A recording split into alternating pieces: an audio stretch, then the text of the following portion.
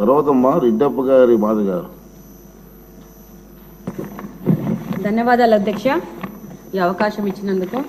అలాగనే పిప్కా ప్రత్యేక బాధ్యతలు ఇచ్చి మా మీద నమ్మకంతో పిప్కా నియమించినందుకు ముఖ్యమంత్రి చంద్రబాబు నాయుడు గారికి, అలాగనే అధ్యక్షులు గారికి, అలాగనే నారా లోకేష్ గారికి ధన్యవాదాలు తెలియజేసుకుంటున్నాను.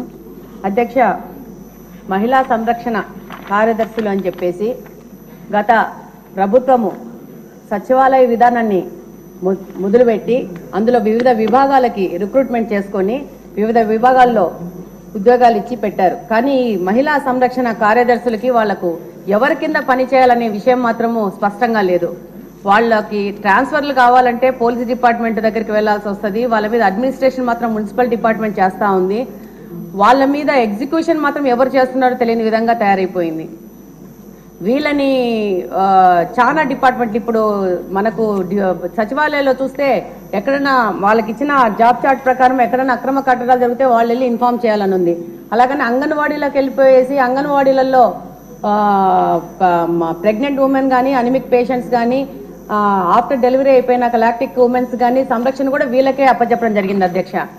అలాగనే మనకు సొసైటీలో జరుగుతున్న మహిళల మీద జరుగుతున్న దౌర్జన్యాలు కానీ, వరకట్న వేధింపులు కానీ, అలాగనే పోక్సో చట్టం గురించి వాళ్ళకి అవగాహన కానీ, తప్పిపోయిన పిల్లల గురించి సమాచారాన్ని కానీ, అలాగనే వికలాంగులకు సంబంధించిన ప్రభుత్వం ఇస్తున్న పథకాల గురించి వాళ్ళకి సమాచారం ఇవ్వడం కానీ, అలాగనే బాల నేరస్తుల గురించి కూడా సరైన సమగ్ర నివేదికను అప్పచెప్పాలని చాలా రకాలుగా జాబ్ చార్ట్ని వాళ్ళకి తయారు చేసి ఇవ్వడం జరిగింది.